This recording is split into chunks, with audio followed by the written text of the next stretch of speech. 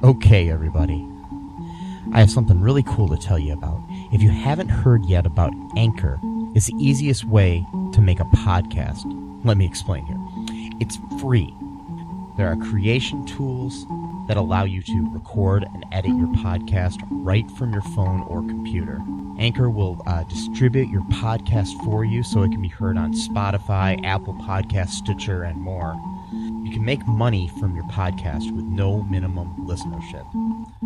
It's everything you need to make a podcast in one single place.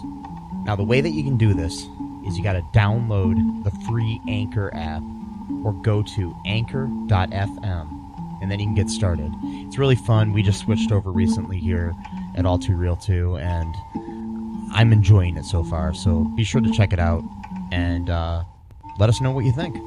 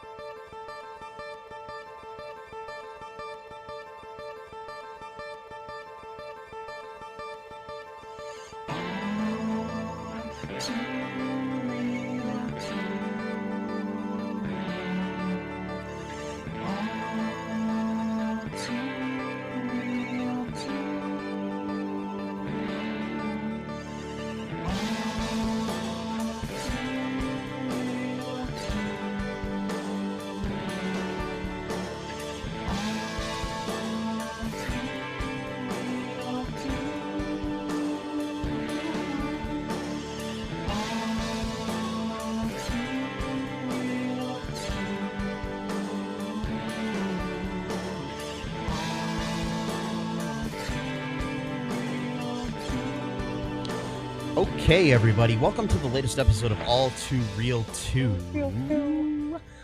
My name is Michael E. Cullen II, and with me via social distancing is... Matthew Hasse. Hasse. You Yeah. decided to pronounce your name differently now? Everyone in my life has pretty much pronounced it like that, so I guess, just pretty much just go with the flow. Progressive. No, it's That flow? Yeah. Flow from Progressive? Oh, wait, no. Yeah. Or Flow from Alice. Sure. Kiss my grits. Anyways, so... Today, we had the great opportunity to talk to character actor Stuart Pankin, who is a very familiar face both on the big and the small screen. He's done a lot of theater as well. He's primarily a comic actor. He was nominated 5 times for the Cable Ace Award and a winner for HBO's award-winning series, Not Necessarily the News. He is well known for providing the voice of Earl Sinclair on the sitcom Dinosaurs, which was on in the 90s. It's one of my favorites from that time. Which is coming to Disney Plus soon, by the way, so make sure you guys sign up for Disney Plus so you can watch that show. And Disney Plus does not sponsor us. I'm just saying that, so just want to make that clear. They don't sponsor us. If they want to, though, they can. Yeah, that'd be fine. Yeah, I'd be more than happy to let them. You can either pay us in cash or Pop-Tarts, or half and half. Yes. Funny story, really quick, while we're on the subject of Pop-Tarts. I went to a different Walmart today than I normally go to after I went to the doctor's, because I had some back problems. So I went to the doctor's and I went to the Walmart. I could not find the Pop-Tarts. Really? I wanted to buy some Pop-Tarts. I was having a crave for them, and I even asked where they were, and nobody knew because they just remodeled the store. So. Oh, jeez. Yeah, nobody knew where the Pop-Tarts were. They're normally down the breakfast cereal aisle, but they weren't there. That's sad. Yeah, so I just gave up, and I decided not to get Pop-Tarts. So, if anybody wants to send me Pop-Tarts, you can. Mm-hmm. If you can somehow email them to me, my email address is mike@cullenpark.com. I don't know if you can do that, though. Have they figured out that technology yet, Matt? No, not yet. Stephen Colbert tried to back in the early 2000s. He tried to push a piece of chocolate cake through the internet wires. It didn't work. Yeah, that's how much I know about technology. Internet wires. I don't know what else to call them. Internet wires. That makes internet sense. Wires. Sounds good. Yeah. And he couldn't do it. That was like 2005, 2006. So technology still has not furthered that much in the past 15, 14 years. So maybe in another 15 or 20, you might be able to push through a gummy bear, something small like that, but nothing, nothing substantial. Yeah. I mean, I'm waiting for the whole, Star Trek technology. Hopefully that'll happen someday. Anyways, before we die, I hope seriously that they could do stuff like that. Yeah. Like, even if it's in the last few years of our lives, that would be awesome. We could just beam to each other's houses and do our podcast. Yeah. Yeah. That would be sweet. So anyways, back to Stuart. We're going to be doing a podcast for the next 30 years. Yes, we are. Maybe. If we're still popular and alive, it'll work. Yeah. Yeah. Hey, that would be 10,000 episodes, and I hope we're still doing it then. So, anyways, Stuart Pankin, back to him. He's a great character actor. He was in a movie we covered in a previous episode of our show, Honey, We Shrunk Ourselves, which he was great in that. He's been in he's done voices for Animaniacs, Batman, Superman, Aladdin, Lilo and Stitch, and Darkwing Duck. He's been in a lot of things, and like I said, you'd know him if you saw him, and such a great guy. It was a great interview that we did, and anything you want to say about it, Matt? Yeah, I mean, he was very friendly, very authentic, really easy to... I mean, I didn't say much because I always choke up during interviews, but I did manage to ask 2 questions. So he brought that out of me. If it was someone that was a little bit more reserved, I probably wouldn't have said anything. So anyways, here we go. Here's our All2 interview with Stuart Pankin. Alrighty. Well, just want to welcome Stuart Pankin to the show today. Stuart, how are things going for you with all the craziness in the world right now? It's great. It's the greatest few months of my life. It's been exciting and energizing and creative. It's the best. Well, that's good. I wish we had this pandemic a lot earlier. Why don't you just tell us a little bit about how you got started in entertainment in general, when what got you into the interest of acting and everything? Well, I was kind of always I like to sort of perform and ham it up in front of my family when I was a kid. In our family dinners, I used to sing or make things up, write silly songs, and then in high school I was interested in acting, but the auditorium collapsed. The whole auditorium just collapsed. So there was no theater in high school or junior high school. So that sort of went by the boards. I ended up wanting to be a psychology major in college. So that's what I signed up for. But when that first play, the audition call came out, and I had to walk across this literally dark, lonely campus to go to the building where they were auditioning, I knew that was it. I knew that I wanted to be in some form of show business. And the director and my teacher, and later became my dear friend until he died, Dave Brubaker at college, was just captivating. He was charismatic. So that helped me, besides the ego of most actors who want to perform. That sort of sealed the deal about me being in showbiz.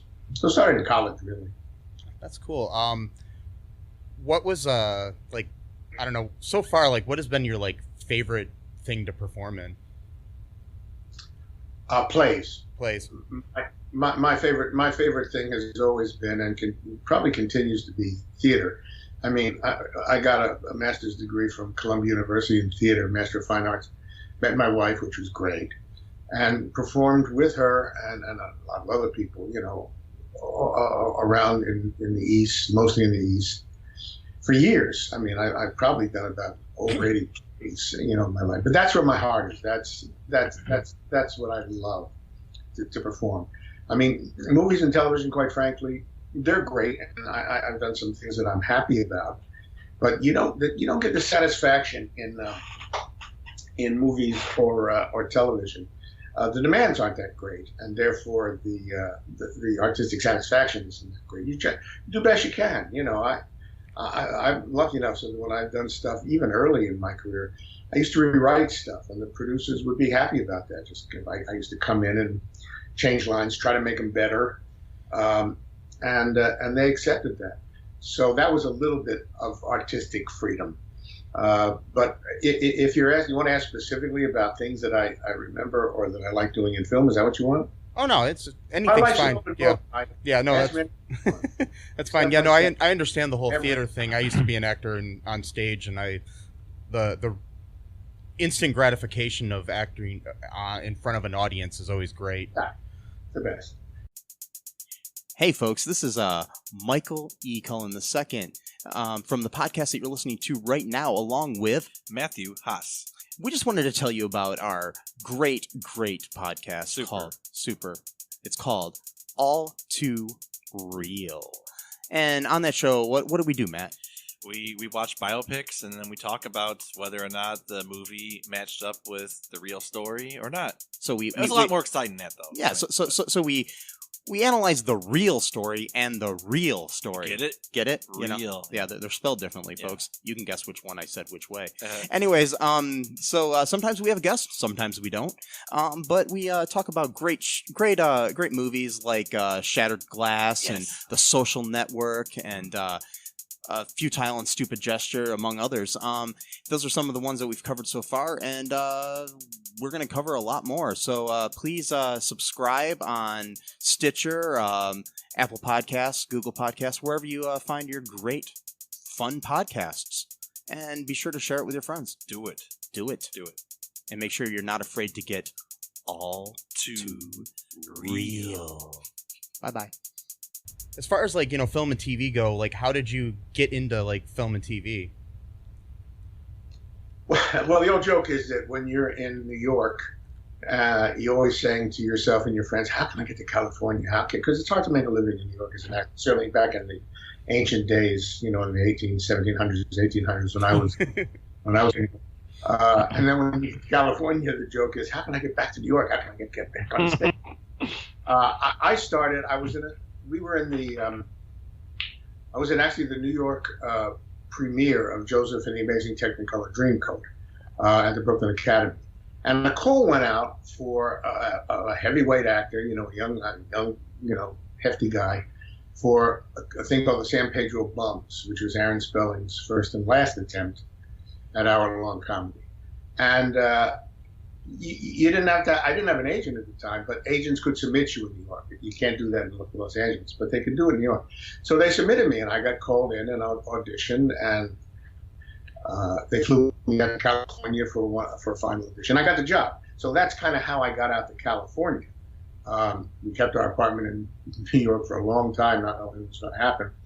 When that show ended, after about 10 episodes, Universal signed me to a holding deal, which meant they give you very little money, but you couldn't do anything for anybody else for a year, But and you had to work for Universal. You had to do a pilot for them, or if there was guests, you had to work for them. And I did that. I just sat around for a long time, and did I did a pilot for them, which was my responsibility. It was a pilot of Car Wash. If you remember the movie Car Wash, we did a pilot of Car Wash. Jenny Aiello was in it, and I don't remember. If you look it up, Shirley Ralph, who has now become, quite the actress. And that came and went. And when the deal was over, I sort of, struggled around, took unemployment, and did whatever I could, guest spots or commercials, until Not Necessarily News happened in '82. And after that, things started to roll along once people knew who I was. So that's the story of how I got into film. Yeah, I remember. I was real young when not necessarily the news came out, but I remember. Yeah, Mike. Yeah, but I actually remember watching it when I was a kid. So yeah, that was like my first experience seeing you, of course. Yeah. Well, I'll tell you something. That's cable.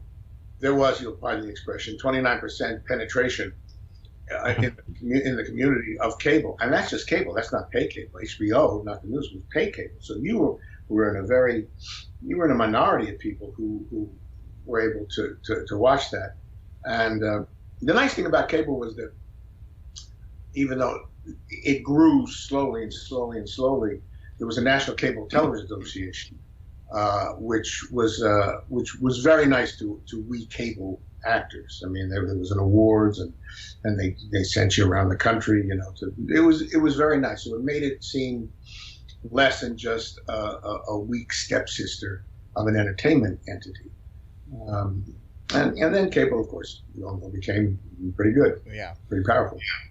Yeah, I do remember watching it like as a kid. I don't remember much of it because I was pretty young, like I said. But I just remember because we had HBO and I would watch anything on there. So it was just great. Well, YouTube. Yeah, a lot of those episodes are on YouTube.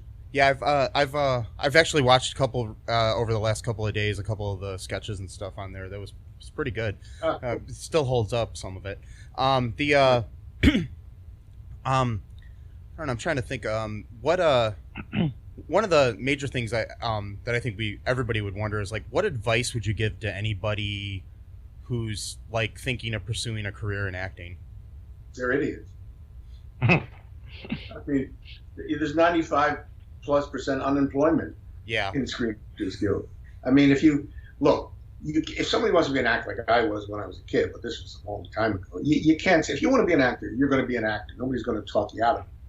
But the facts are that there's a tremendous amount of people not working, in show business, and theater's even worse because you just can't make a living in theater unless you're a major star and you do Broadway shows and you get, millions of dollars. So if somebody says, I want to be an actor, I've done it in the past. I've said, look, in the old days, it shows how old I am, go to Backstage, go to showbiz sites, get classes, try to take classes. Some unscrupulous casting directors used to pay, get actors to pay for classes, and that was very controversial because that's not good. Because we don't know why that's not good. Yeah. But that's what I would say. That's what I would say to people, because not necessarily that you learn how to act good, but you meet people, and that's the name of the game in showbiz evolution. You have to meet people, like joining theater clubs. It's not that easy, but join a theater club. You join a theater club, you're going to meet a bunch of actors. They're going to give you information. So that's what I would tell people. Join, and you can also audition for. Agents have auditions. Agents have audition moments where a lot of people go in and they read, and then if they're interested in you, they'll sign you, which is a legitimate thing to do. But that's what I would tell people. I mean, you can't talk them out of them, and you can't talk people out of wanting to be sure.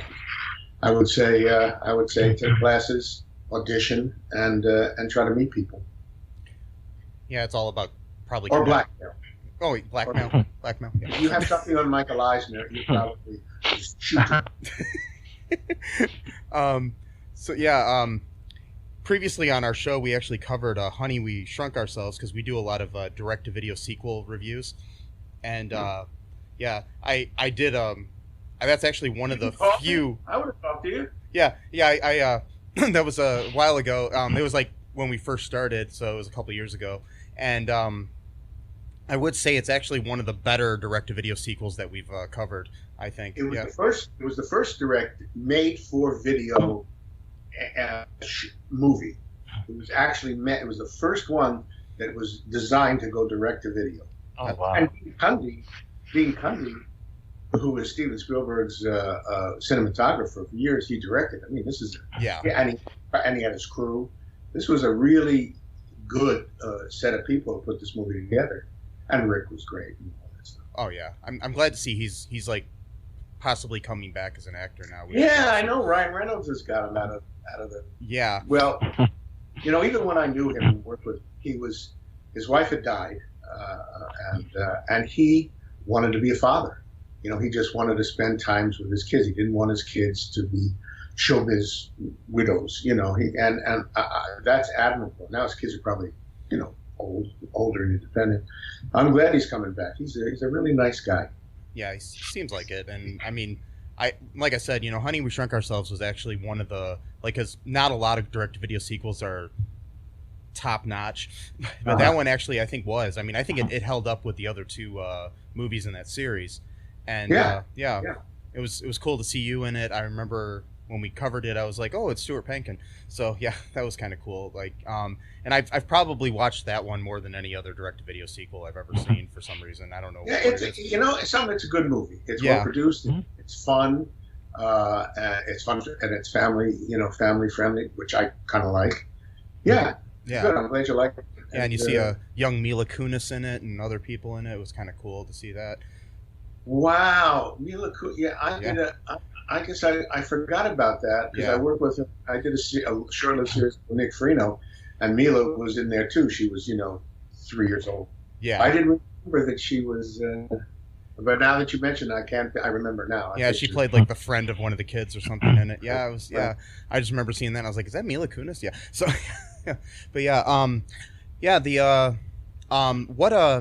I know a lot of people probably listening are interested in, like, there's the Dinosaur series is coming on to Disney Plus soon, which I'm very excited about because I haven't watched it since I think they had like reruns on USA or something as a kid, and and so it's been a while, and I remember really loving that show when it was on.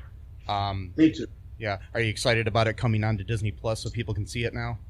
Well, sure. I'll make 39 cents. It's a great.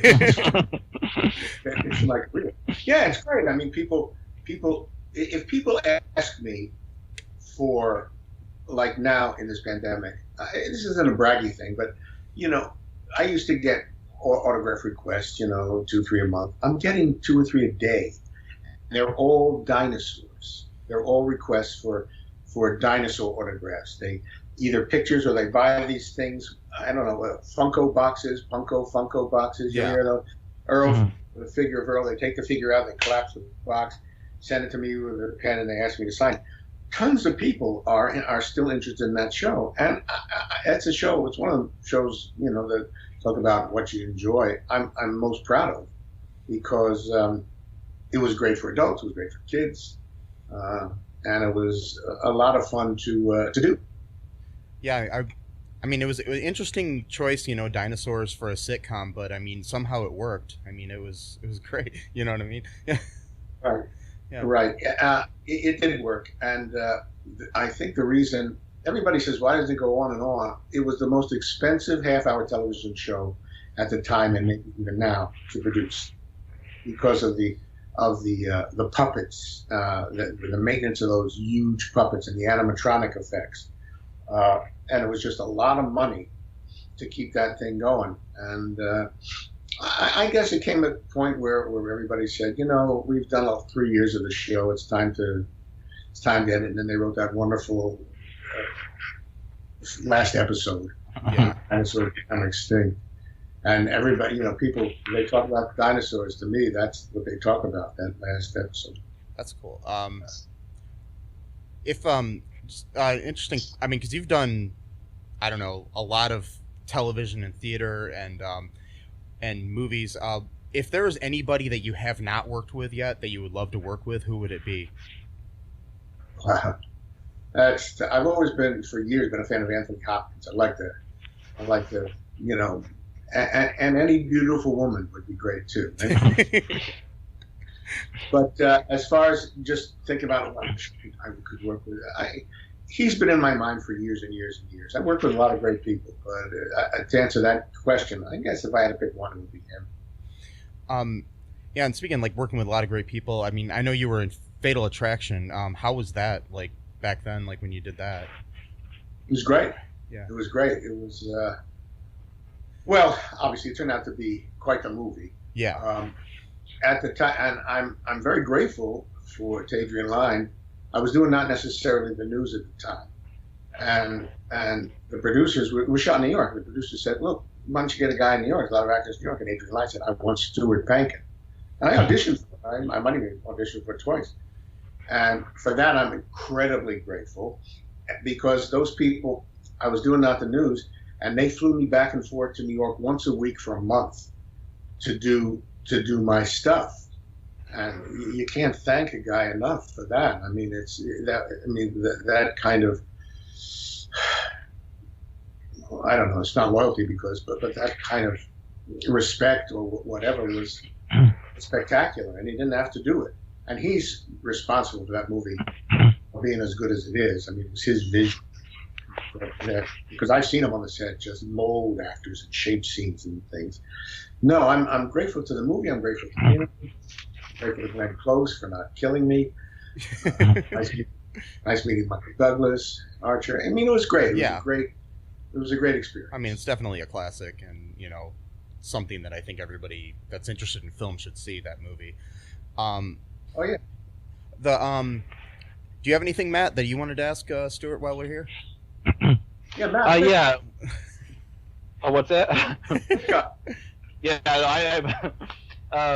this kind of goes back to the question about the advice, I guess, but it's more along the lines of like what would you say like to people who are kind of like on lean times when it comes to acting? Because you said like there's like 95% unemployment, and I assume that maybe even in your career that you weren't getting like consistent jobs like year after year after year. So what would you do to kind of sort of keep the faith, so to speak, to just keep on going? Well, that's a good question. I mean, things were after '78 until Not the News. Things were tough. And after '82, when Not the News started, I'm lucky enough to work pretty consistent. I've never had to have a bread and butter job, and I'm kind of grateful about that.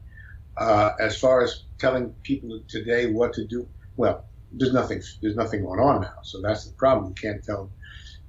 It's even hard to say get a bread and butter job, because the people that had, essential jobs or whatever are now out of work. I mean, there's no place to work nowadays because of this damn pandemic.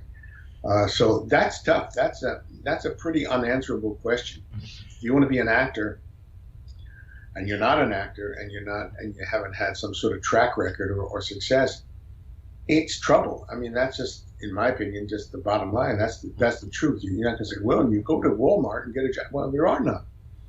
You can't. People losing their businesses, people losing their livelihoods, people losing their homes now. So, as far as acting, it might not be an essential, whatever job, but it's important, and when it starts to come back, hopefully, when things open up, those people will have a chance to, I don't know, either work an extra work or try to get day jobs. I mean, but there's no answer to that question. It's bleak right now. Yeah. Yeah, it is hard to say when things might get back to a normal of any kind. So, I mean, Fauci said recently that he thinks it's going to be a year and a half before the theaters will open up and let people. I mean, look, it's possible that there'll be protocols in place. I'm thinking, if everybody in the cast tests negative and they're doing shows, and there have been shows done, COVID-safe shows with barriers and the actors. But I can see theaters, maybe not the huge Broadway theaters because it's too expensive, but smaller theaters selling a limited amount of seats, keeping people in distance so that people can act. That might not be feasible, because the less people you have, the less money comes in. You still can't make a living. So it's, I hate to use the word bleak again, but it looks bleak for a while. Yeah, because I mean, I know that probably a lot of smaller, like mom and pop sort of theaters of like movie theaters and live stage theaters are probably gonna not survive this, unfortunately. Yeah, which is kind of sad. Right. Yeah, it's happened already. Yeah, and yeah, working at Walmart's not fun. Just trust me, because I actually work there right now. So yeah. Yeah. My sister-in-law works at Walmart. She's happy to have a job. I'm happy to have the job there that I have right now because at least, because I need something to pay my rent. So, yeah, but nothing against it, it's just I've been there 10 years, so yeah. But I still make films in the side, so it's and do this podcast, so at least I have something that I enjoy doing on besides. I mean, so. that's the way to go nowadays. I mean, people are coming up with incredibly creative ways to use podcasts and Zoom and putting in, to me, unbelievably complex people together, large cast to do musicals and sing and play. I mean, people. It's I think as a group, as a species, we need to be creative. I mean, if you're an actor or musician, you need to do something. You can't sit, and that's fostering the Zoom things and the people playing guitars and people singing, people making up COVID songs. I mean, we all have to do that, and if you can, like this, this is a great thing. I mean, there were a time if I wasn't so ancient and near death, I would look into something like this. Hi, folks. This is Michael E. Cullen II from the podcast that you're listening to right now, along with manager Matthew Haas. You got promoted? Yes. Damn it. Okay. Anyways, folks, do you like the show Superstore?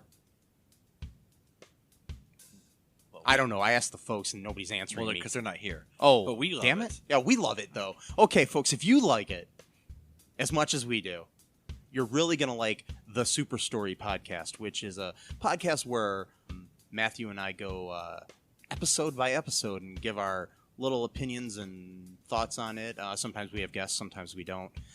Just depends on how we're feeling. Yeah. And, so if you like this podcast and like our little crazy banter, then you should definitely check this out. Or I might get sad. And when I get sad, it gets pretty sad. Yeah, so I can't deal with him when he's sad. Yeah, no one can really. So yeah. So check out Super Story Podcast right here where you get this podcast, Super Story Podcast.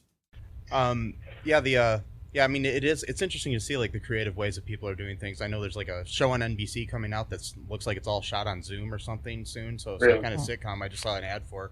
So yeah, it's interesting to see what people are doing. And I mean, I'm thinking of actually filming a thriller done all on like Zoom sort of thing soon. I've done a bunch of Zoom play readings, and I find them kind of frustrating because they're play reading scripts and reading movies.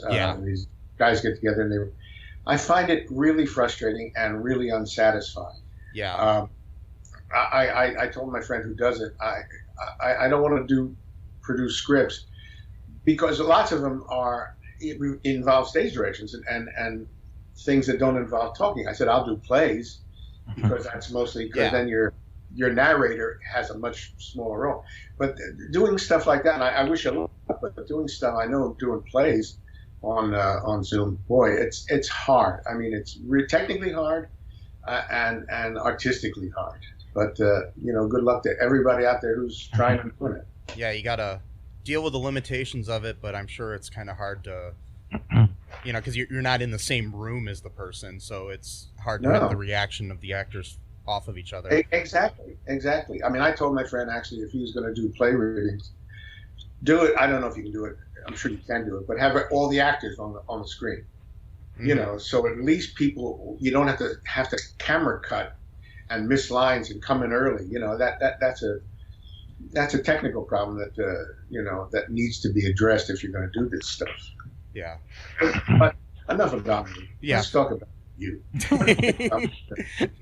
So, what kind of what projects that you have like in the can that are coming out anytime soon that you might want to tell people about? Sure. I did a couple of movies pre-pandemic. One is called Deep in the Forest, which the trailer is now on Facebook or YouTube, wherever it is. That's just been cut together, and that'll come out. I don't know where. I mean, it'll be streaming, or hopefully they'll sell it to a Netflix or whatever they're going to sell it to. So that's coming out. I also did a movie with the wonderful Mariette Hartley, which is an autobiographical movie of her life. Oh wow! And we got that in the can just before the pandemic broke. So those things I'm not sure what's happening with that. But those are two things that are, that are coming out. That's awesome.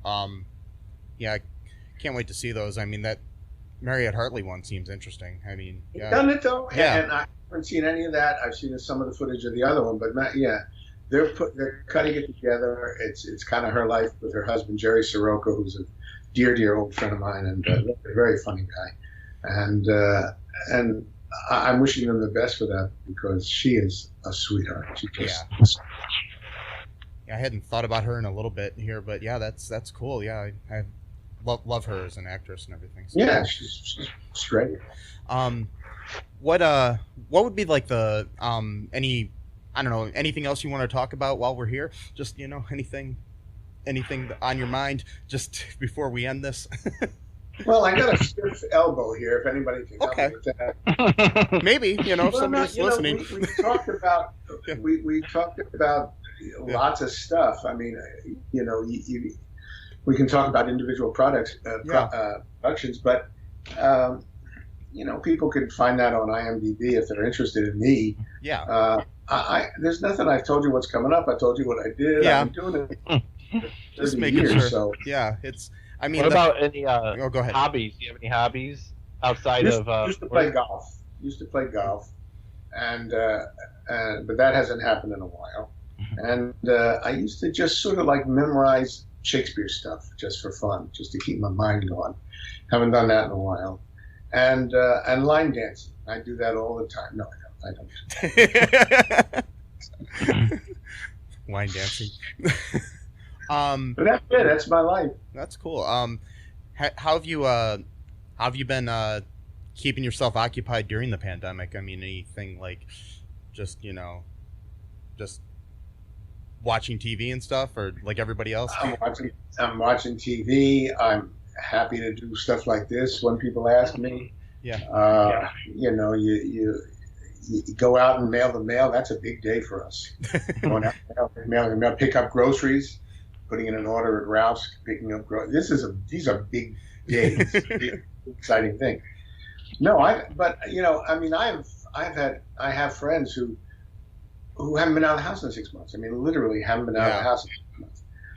We have been. Not a lot. My wife actually just went down to a supermarket the other day. She hadn't been out for 6 months. She says, I just got to do it. She goes early when it's kind of empty, and she loved it. I mean, it was like, she went to Paris or something. Yeah. to go to a food store. But, I stay in a lot.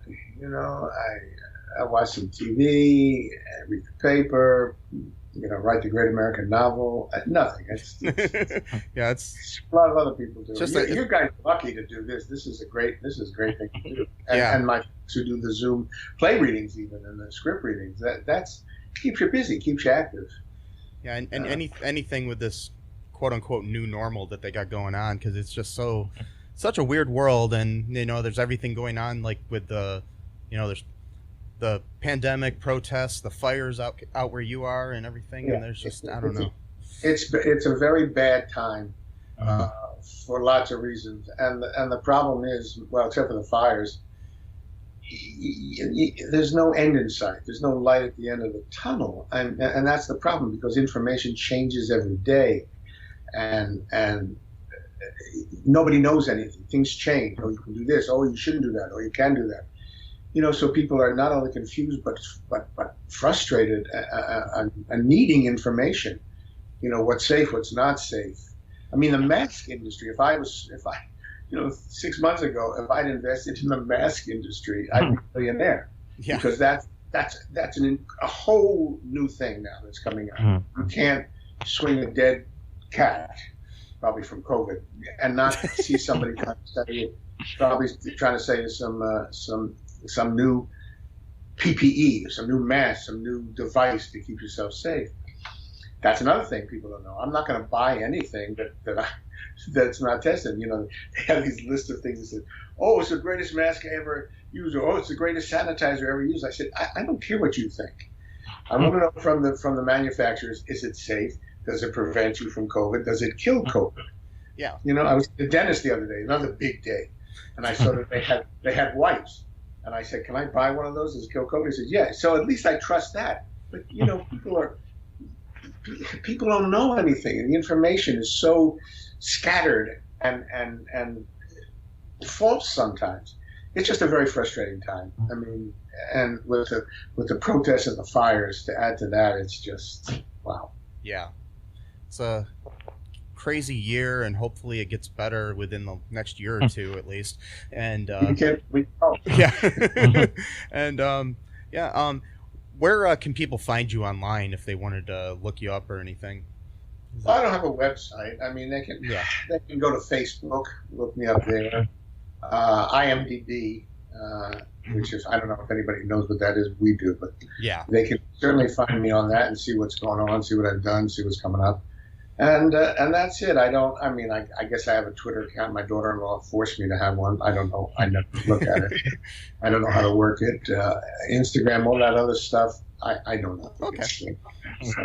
Yeah, and I barely use any of that stuff myself. I mean, once in a while, just mainly Facebook with me, but beyond that, I kind of don't even understand why we have all these different things. So. I'm very proud that I'm here on Skype. I mean, you know, a couple of weeks ago, I didn't know what that was.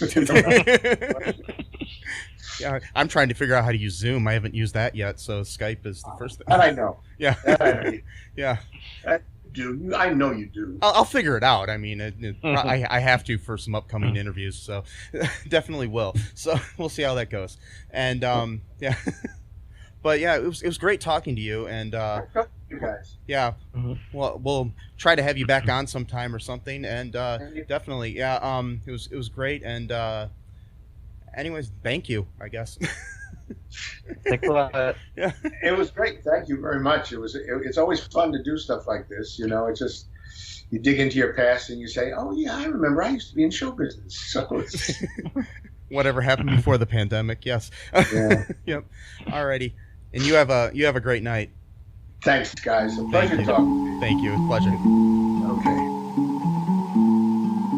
Okay. That was a great interview. Hopefully you guys all enjoyed that. Any final thoughts here, Matt, before we wrap things up? No, just be gentle with yourselves. Be kind. Oh, I sound like Ellen now. No, be kind. Have fun. Don't let the bed bugs bite. You know, all those things. Don't eat yellow snow. Yeah, that's true. Don't do that. Don't take wooden nickels. I never heard that one. Yeah. That's good advice. Why should you? I mean, no. A penny saved is a penny earned. Yeah, sure. Mm-hmm. Yeah. Look both ways before you cross the street. Yep. You know. Always make sure to stop even at a yield sign, because you never know if someone's going to be, you know, driving really fast, so you should just stop at a yield sign. Do they even have yield signs anymore or not? I'm not sure if they do that anymore, but I don't know. Since this pandemic started, I don't know what the world is like, you know. Yeah. They might have got rid of things. Make sure to eat Pop-Tarts if you like Pop-Tarts. Yes. And if Kellogg's Pop-Tarts would like to sponsor our show, you can reach me at mike@cullenpark.com. Same thing with Disney Plus. If you would like to sponsor us, it's mike@cullenpark.com. Mm-hmm. Or if anybody would like to sponsor us, it's mike@cullenpark.com. Mm-hmm.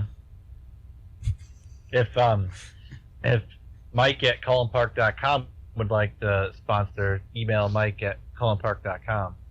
Wow, I might do that after the show. Wait, can you email yourself? Yeah. Yeah. I've done it.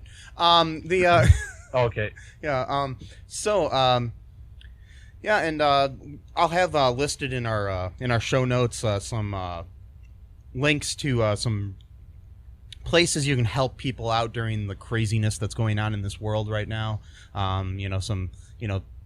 Help people with Black Lives Matter issues, with the pandemic issues, many other issues that are going on in this crazy world of 2020 that we're living in. So make sure you look for those, and help if you can. If not, share them with people, and just be good to each other. Be excellent to each other, as Bill and Ted would say. Yeah. And exactly. yes.